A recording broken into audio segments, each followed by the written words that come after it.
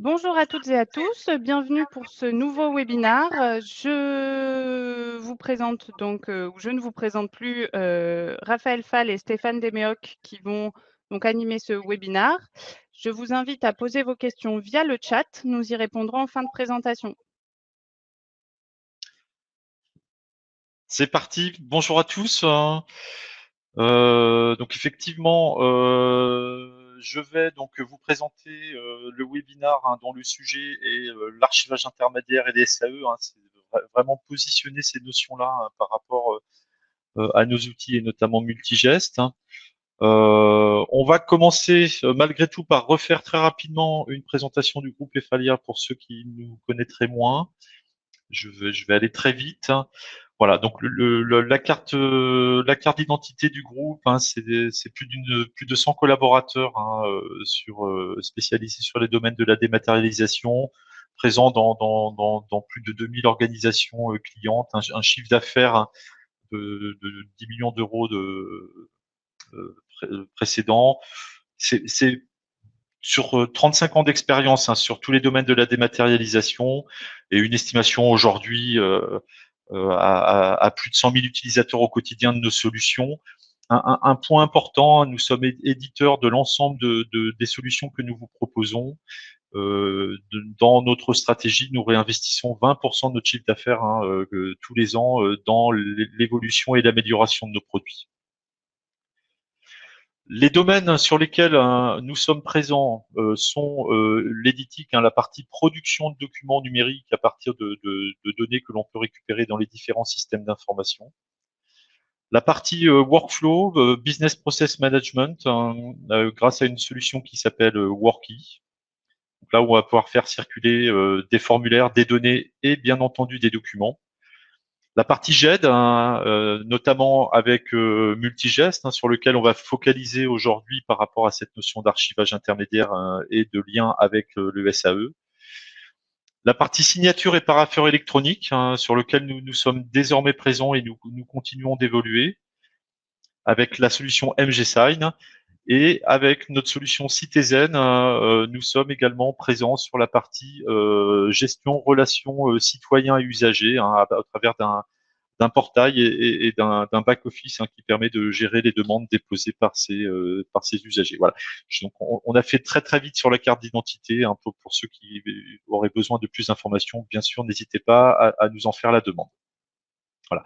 On va rentrer donc, si vous le voulez bien, dans le vif du sujet. Dans un premier temps, on va vraiment parler de concepts généraux pour bien positionner les choses. Avec un slide qui va un petit peu résumer et poser les choses. Donc, la norme SAE, un système d'archivage électronique, la NF Z42013, qui est très connue, finalement décrit à la fois les fonctions logicielles sur la gestion du cycle de vie, la pérennité des formats de stockage, la réversibilité et d'autres choses également. Et bien sûr, un certain nombre de procédures à respecter, tant au niveau de l'hébergement, de la haute disponibilité, sécurité de stockage, habilitation, accès.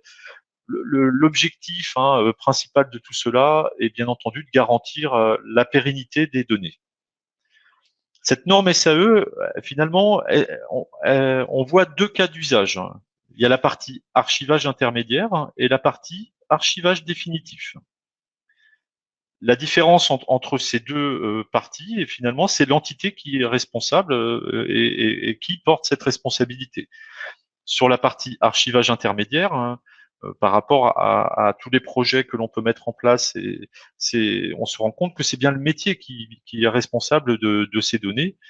Ils sont d'abord dans la GED, ils vont passer un certain temps, que ce soit les documents ou les dossiers en archivage intermédiaire, mais pour l'instant, ils sont toujours au niveau du service producteur.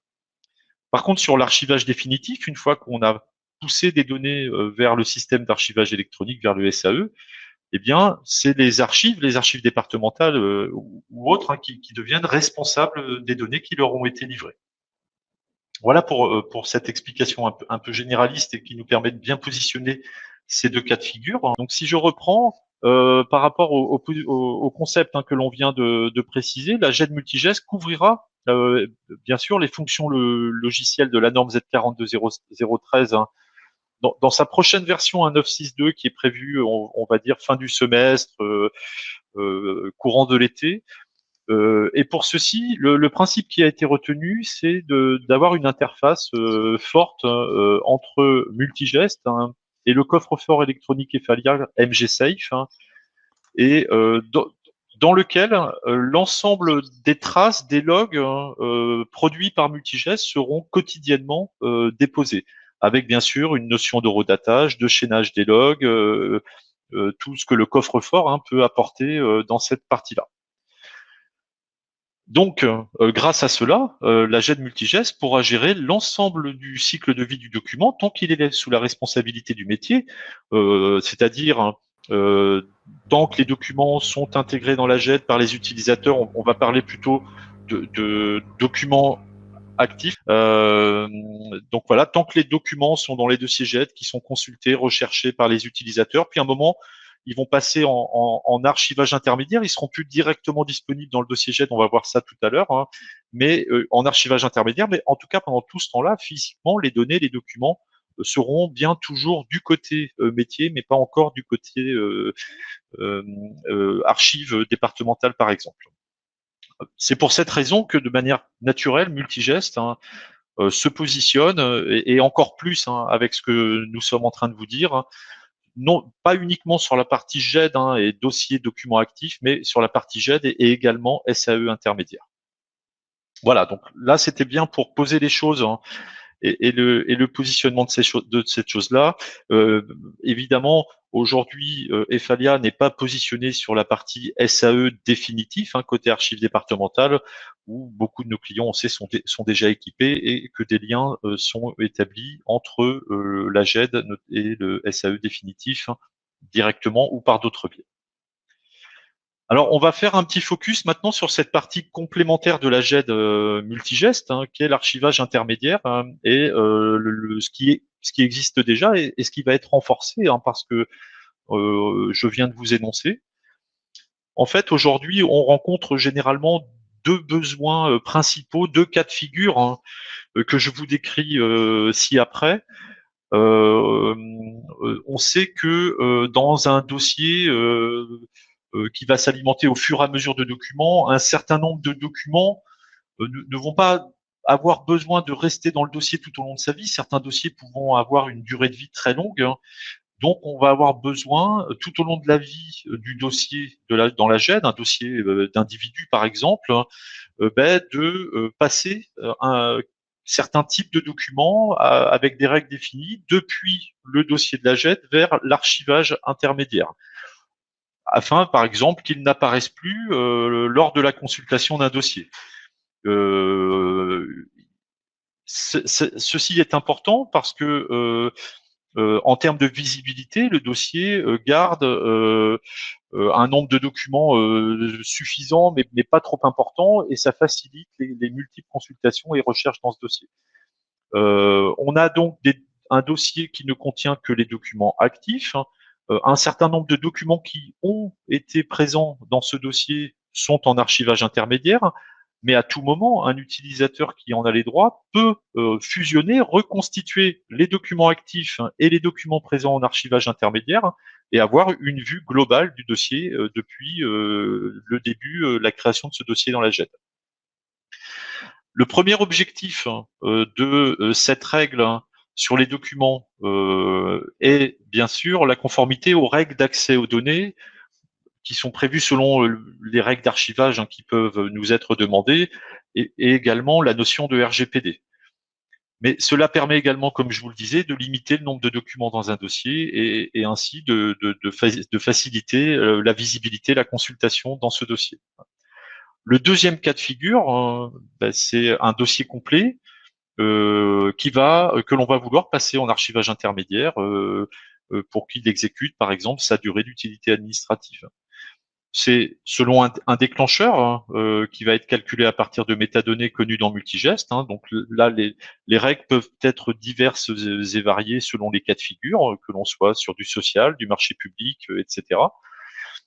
Le dossier, une fois qu'il est dans sa globalité passé en archivage intermédiaire, hein, il reste accessible à la consultation, à la recherche et à la consultation par un certain nombre d'utilisateurs, hein, à condition bien sûr d'en avoir les habilitations. De plus, et c'est très important, tous les documents ou dossiers qui passent en archivage intermédiaire, bien entendu, sont inaltérables. C'est lecture seule à partir de cette étape-là. Donc, on a déjà des fonctionnalités qui sont existantes. On peut effectivement déjà définir dans Multigest par armoire des espaces de stockage distincts pour les documents ou dossiers qui vont passer en archivage intermédiaire. On peut déjà définir les cycles de vie sur les documents et les dossiers entre la GED et le SAE intermédiaire. Comme je vous le disais à l'instant, l'important va être pour les documents de définir la règle qui va permettre de dire à quel moment un document passe, un type de document ou un autre passe en archivage intermédiaire, combien de temps chacun de ces types de documents va rester en archivage intermédiaire. Tout ce paramétrage, que ce soit pour les documents ou les dossiers, est déjà disponible dans Multigest pour des règles simples. Parce qu'on peut se rendre compte que dans certains cas de figure, les règles vont devenir plus complexes. Et justement, pour la mise en place de ces règles plus complexes, nous vous proposons, je dirais, de faire un petit peu à la carte, soit par la mise en place de scripts qui permettent de prendre en compte ces règles plus particulières, toujours à condition, bien sûr, que Multigest possède les éléments, les métadonnées, les informations qui permettent de calculer ces règles. Mais une fonctionnalité qui est moins connue et pourtant disponible dans Multigest, c'est la possibilité que ce déclenchement pour que les dossiers ou documents passent du dossier actif vers l'archivage intermédiaire soit piloté par des applications métiers via des API. Ces API sont déjà disponibles. Je référence ici 3 applications avec lesquelles on a fréquemment ce type de besoin, qui sont les applications de gestion des dossiers d'usagers dans le social, Solis, Yodas, Genesis, qui pourraient parfaitement exploiter les API de Multigest sur la notion d'archivage intermédiaire de la même manière qu'elles le font aujourd'hui sur tout un tas d'autres sujets. Voilà. Alors, un cas d'usage, un cas d'usage que l'on rencontre fréquemment, c'est la MDPH, où effectivement, on va nous demander, comme dans le cas 1 que je vous citais précédemment, de prévoir, de permettre un archivage intermédiaire de certains types de documents tout au long de la vie d'un dossier, des justificatifs d'identité, de ressources par exemple. Là, on a mis quelques copies d'écran. Eh bien, une règle peut-être de dire qu'un justificatif de domicile ou d'identité entré en jet depuis un certain temps, X années, X mois, va pouvoir passer régulièrement en archivage intermédiaire.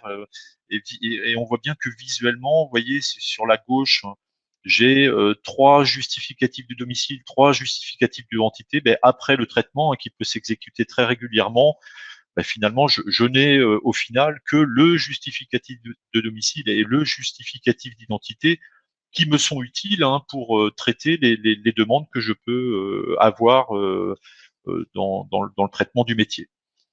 Sur l'archivage intermédiaire d'un dossier d'individu, les règles qui sont généralement demandées en MDPH, à quel moment un dossier passe en archivage intermédiaire dans ce cas-là, c'est si l'usager correspondant n'a plus aucun droit actif ou s'il est décédé.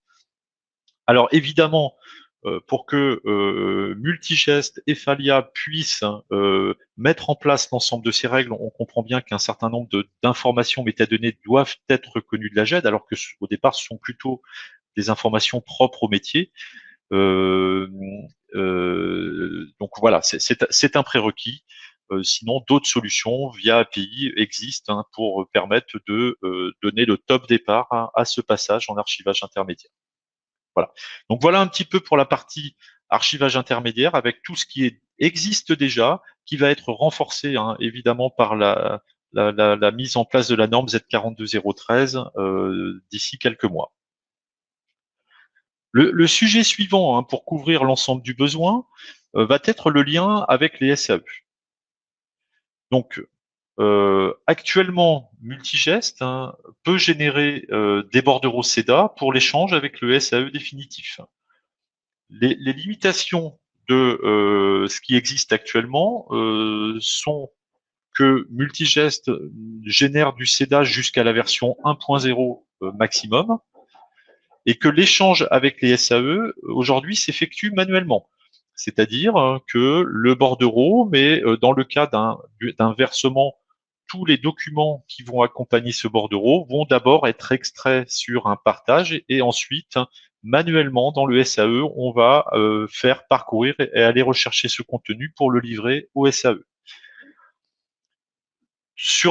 Évidemment, on vous propose également d'ores et déjà de mettre en place des règles d'échantillonnage pour distinguer quels dossiers, documents seront physiquement versés, et puis pour le reste, éliminés. Et pour ceci, c'est toujours un petit peu les mêmes prérequis. On a besoin, si on veut mettre en place ces règles, de faire en sorte que dans Multigest, l'ensemble des métadonnées qui permettent de calculer ces règles soient présentes. On essaye d'y réfléchir toujours au début du projet, mais même a posteriori, on se rend compte que dans la majorité des cas, on peut encore récupérer du contenu qu'on n'aurait pas prévu au départ. C'est pas un point très important.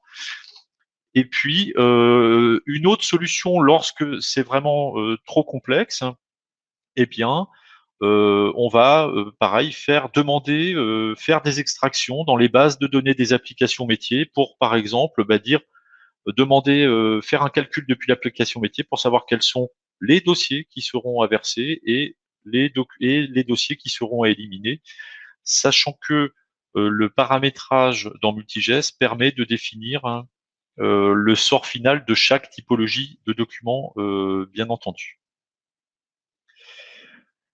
Donc voilà pour cette partie SAE. Ce que nous sommes aujourd'hui en mesure de mettre en œuvre, les cas d'usage qui ont déjà pu être mis en œuvre sont MDPH, APA dans le social, délibération qui est un cas un peu plus particulier, parce que dans les délibérations, généralement, on nous demande de livrer 100% du contenu au SAE. Et puis, plus récemment, nous travaillons sur des problématiques de marché public et ressources humaines. Avec les limitations que je viens de vous citer, ce qui me permet de rebondir sur la slide suivante. Comment allons-nous franchir ces limitations et améliorer les interfaces qui pourront être mises en œuvre avec les SAE définitifs?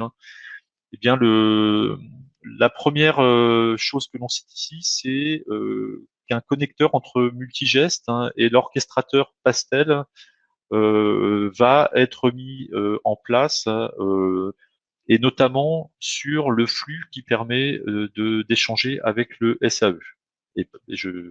Voilà. Donc, Multigest se chargera de l'échantillonnage et des règles de déclenchement d'archivage intermédiaire, comme je vous l'ai montré tout à l'heure, et livrera, à partir de toutes ces règles, un contenu brut à Pastel de métadonnées et de documents.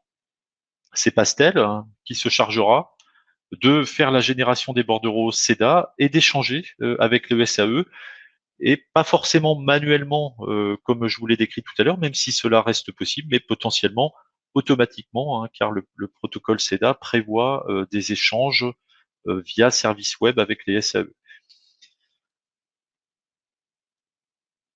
Là, un gros avantage, Pastel est un outil que l'on rencontre beaucoup, un gros avantage remonté par nos clients de ce type de connecteur, c'est que la génération, le paramétrage des bordereaux SEDA va pouvoir de ce fait être centralisé dans un outil unique, outil unique qui lui-même va évoluer en fonction des versions du SEDA qui changeront.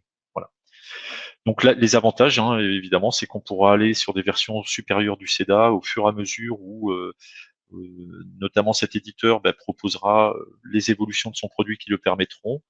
Et puis, on va pouvoir échanger avec le SAE automatisé. Je l'ai cité, je l'ai pas noté, c'est un oubli. Évidemment, ce type d'outil permet de centraliser le paramétrage des bordereaux SEDA. Voilà. Évidemment, ce fonctionnement que nous menons aujourd'hui avec Pastel, de l'éditeur Libriciel, peut être étudié avec d'autres orchestrateurs de flux qui proposeraient les mêmes fonctionnalités. Voilà. Voilà un petit peu pour tous ces cas de figure, donc archivage intermédiaire et SAE en lien avec la GED multigeste. Raphaël, est-ce qu'on peut peut-être passer sur la partie questions-réponses? Oui, oui, toujours. Je pense que je vais lire les questions du coup. Ah, je te remercie, Rednor. Je t'en prie. Alors, il y a eu quelques petites questions sur ce qu'étaient les abréviations, donc API, CEDA, etc. Mais nos chers D'accord, participants ont été plus rapides que moi pour y répondre. d'accord.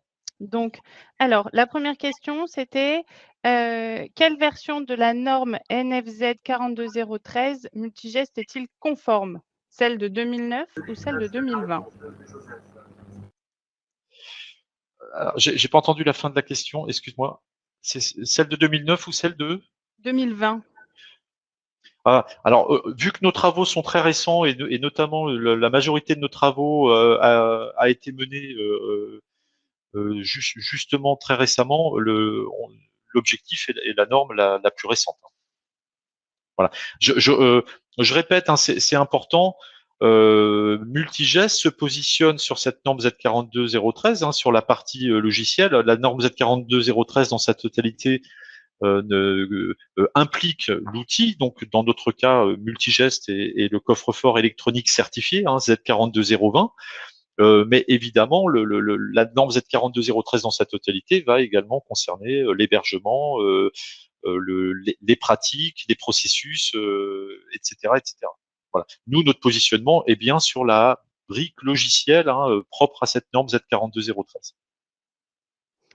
Merci Stéphane. Alors, on avait une question simple, complexe à définir. Je pense que c'était sur une de tes premières slides. Tu as fait cette mention. Oui. Je peux citer quelques cas. Je vais la retrouver. C'est juste là, voilà. En fait, comment définir entre guillemets si c'est bien ça la question, les événements déclencheurs qui vont nous dire qu'un dossier va pouvoir passer de son statut dit actif entre guillemets vers l'archivage intermédiaire. Une règle simple, finalement, la règle que je citais tout à l'heure sur la MDPH, l'utilisateur n'a plus aucun droit, l'usager, pardon, je ne vais pas dire de bêtises, n'a plus aucun droit ou est décédé. Ça, c'est ce qu'on considérera être une règle simple. Quand on va travailler, par exemple, sur la notion de marché public, où on a des marchés simples, des marchés cadres, des marchés subséquents avec des liens qui existent entre chacun de tous ces cas de figure. Là, on va rentrer sur des règles beaucoup plus complexes. Voilà. Sur de la RH, on va pareil être sur un cas assez simple avec une règle qui est plutôt bien établie. Alors ensuite, on a eu des questions. Je crois que c'était concernant CEDA, les versions. Quelles conséquences pour un passage en 2.1? Du SEDA? Oui. Alors, ce qu'on cite pas ici. Aujourd'hui, effectivement, et dans cette version 9 de Multigest, on a pas mal communiqué sur le fait qu'on allait aller vers une nouvelle version majeure de Multigest, dans laquelle on prévoira de maintenir cette brique de génération de SEDA propre à Multigest pour des clients qui n'auraient pas d'autres solutions et dans laquelle on souhaitera intégrer des briques qui nous permettront d'évoluer avec les versions du SEDA.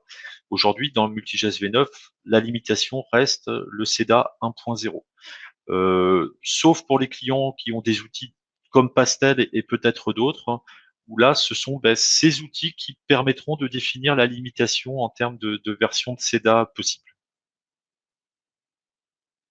Alors, donc vous confirmez que vous pouvez générer du SEDA 1, donc tu viens d'y Oui, répondre. Dans l'invitation, vous mentionnez le SEDA 0.1.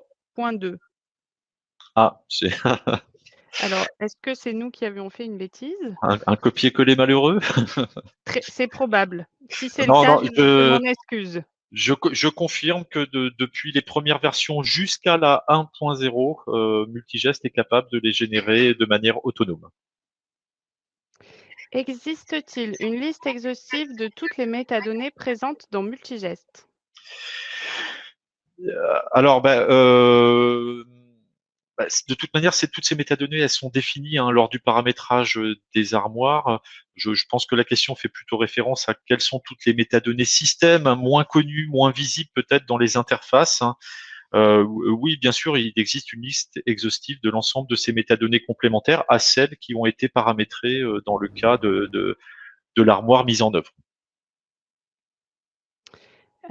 Quelle échéance pour le connecteur Multigest Pastel? Eh bien, on est sur le deuxième semestre 2021, avec plusieurs étapes. Voilà, on va dire il faut viser la fin de l'année 2021 en espérant que l'on puisse avoir des possibilités avant cette date. Mais bon, voilà, je pense que la date officielle reste la version de fin d'année 2021. Quel... Pas très bien, non. Non, hélas. Engagement pour l'un des clients fin 2021. Ah, merci. Quelle différence faites-vous entre le coffre-fort électronique et le SAE? Là, il nous manque un interlocuteur. On a un replay de webinar à ce sujet sur le Oui, coffre-fort électronique disponible sur notre site. N'hésitez pas à aller sur la page des webinaires pour le consulter. Vous aurez sûrement plus d'informations sur ce oui. coffre. Alors, je vais me permettre juste de faire une remarque parce que c'est effectivement une discussion que l'on a beaucoup en ce moment et parce qu'on a beaucoup de questions de la part de nos clients. Cette question-là justement, et la question est pertinente. Aujourd'hui, le coffre-fort électronique, avec sa norme Z42020, quelque part, a tout le socle imposé pour être un SAE, mais aujourd'hui, en tout cas, il n'est pas du tout positionné pour cela. Il ne possède pas l'interface SEDA, notre coffre-fort électronique. Il ne permet pas de définir, de paramétrer des profils d'archivage. Et voilà. Donc aujourd'hui, il n'est pas positionné comme un SAE, même s'il a tout pour l'être, parce que c'est un petit peu ce qui est ressorti de nos récentes discussions. Et si je dis ça, c'est parce que ça fait justement partie de nos réflexions. Ce coffre est récent, hein, il est sorti, je crois, en fin d'année 2020. C'est une première étape parce que le cœur d'un SAE, c'est quand même un coffre-fort électronique. Donc on a cette brique-là et aujourd'hui, on cherche à voir comment il peut grandir sur un coffre-fort agent, par exemple, ou sur un SAE. Ce sont des questions qui sont posées parce qu'on a un socle aujourd'hui qui permettrait de construire. Alors, une connexion automatisée forcément via Pastel, pas de connexion JED-SAE directement. Non, il n'est pas prévu en version 9 de Multigest d'avoir une connexion automatisée entre Multigest et le SAE. Ensuite, qu'entendez-vous par échantillonnage? Eh bien, prenons l'exemple d'un métier comme comme le cas d'usage sur lequel je me suis basé, la MDPH. 100% des dossiers documents d'une armoire MDPH ne seront pas livrés au SAE. Le SAE, dans ce cas de métier particulier, on va vouloir un échantillon de ce contenu documentaire, hein, euh, plutôt à des fins d'historique, hein. Et on ne va pas vouloir récupérer 100% du contenu des dossiers, des documents d'une armoire MDPH. Donc l'échantillonnage, c'est cela, c'est quelles règles pour ne prendre qu'un échantillon d'historique, hein, d'une armoire MDPH dans l'exemple que je cite. Est-ce que c'est un pourcentage calculé aléatoirement par multigest? Est-ce que c'est des règles que j'ai pu entendre?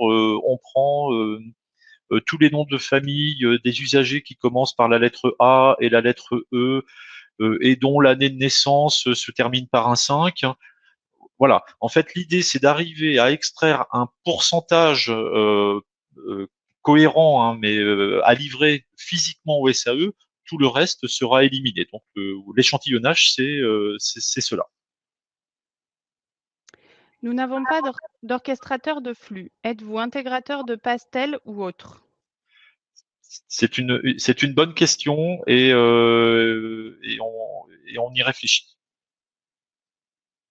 Au CD34, nous mettons en place le SAE Vitam qui s'appuie sur CEDA 2.1. Or, nous aurons de nombreux contenus de GED à collecter.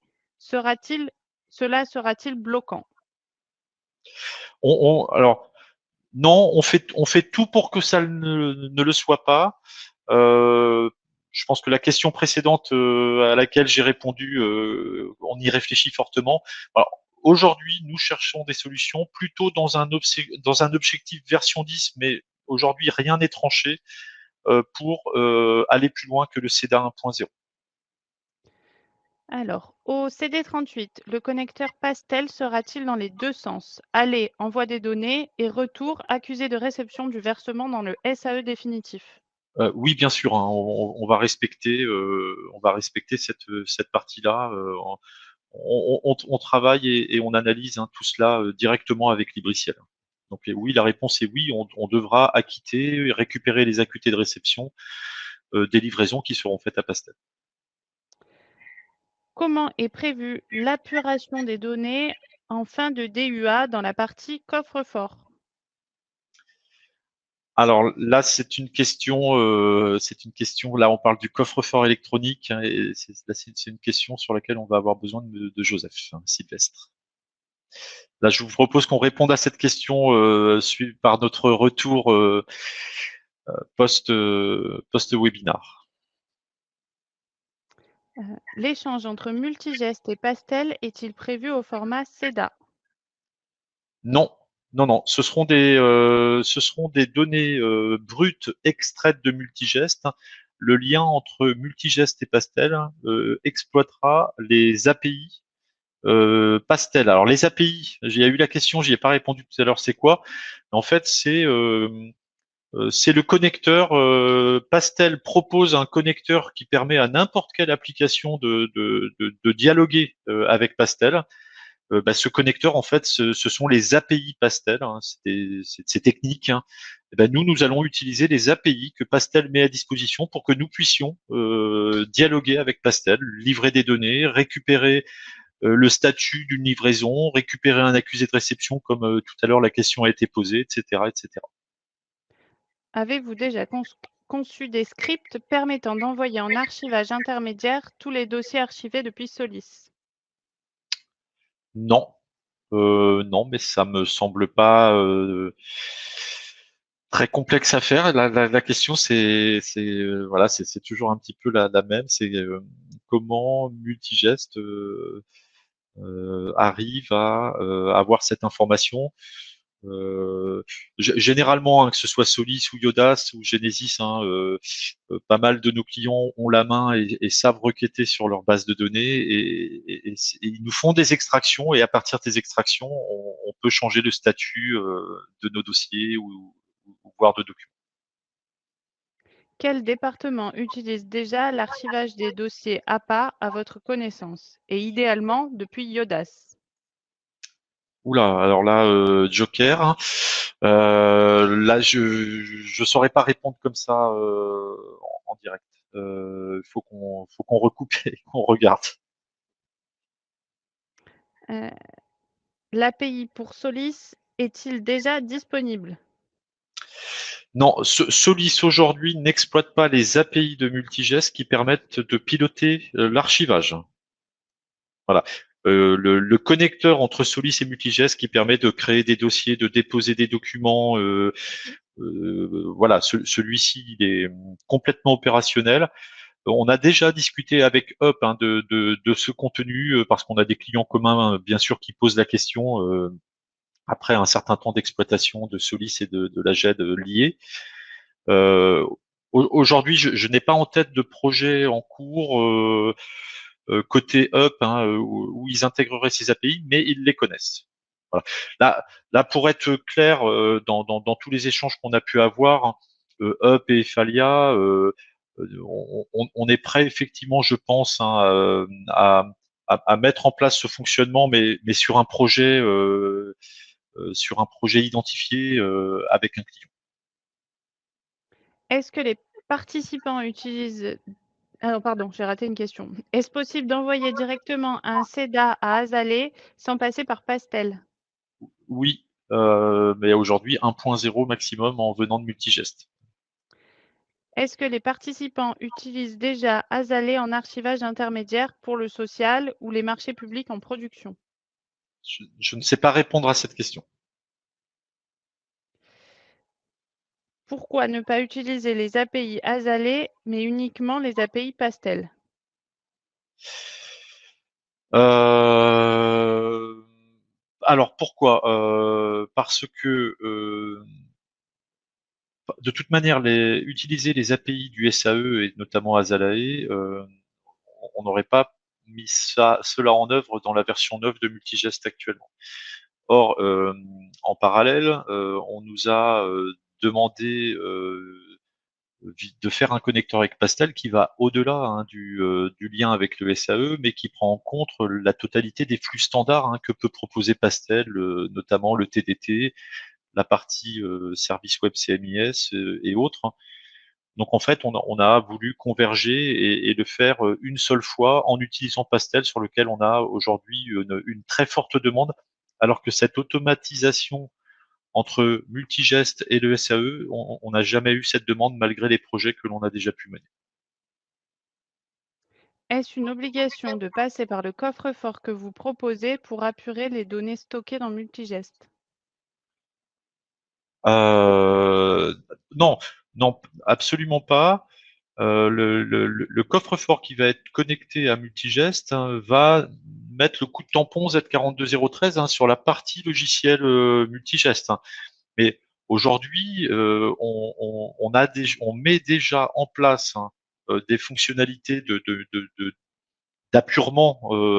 Alors le mot apurer, voilà, faut savoir ce qu'on a en tête derrière ça, mais sans le coffre-fort, les fonctionnalités existantes, hein, que je vous ai présentées sont déjà mises en œuvre chez certains de nos clients. Quel département utilise déjà l'archivage des dossiers APA à votre connaissance? Ah ben non, mais je l'ai déjà cette question, pardon. Je pense qu'il y a 2 fois la question, mais on y répondra.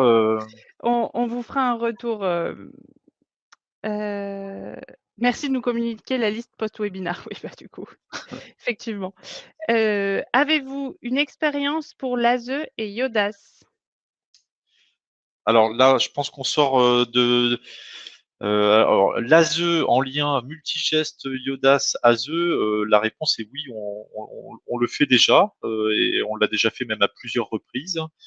Par contre, on n'a pas de. C'est des projets qui ont été faits, je dirais, ces 3 dernières années. Nous n'avons pas encore entrepris de chantier d'archivage post mise en production de ces chantiers-là. Cela viendra, mais ce n'est pas encore fait.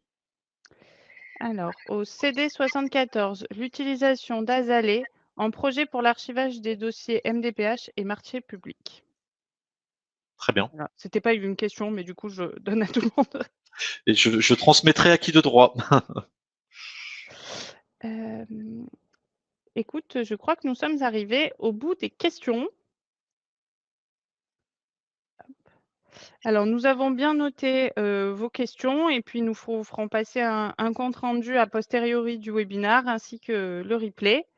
Merci à toutes et à tous pour votre participation. Merci Stéphane. Merci Merci à tous. Raphaël, malgré tout. Je vous souhaite à tous une très bonne journée. Bonne journée, à bientôt. À bientôt.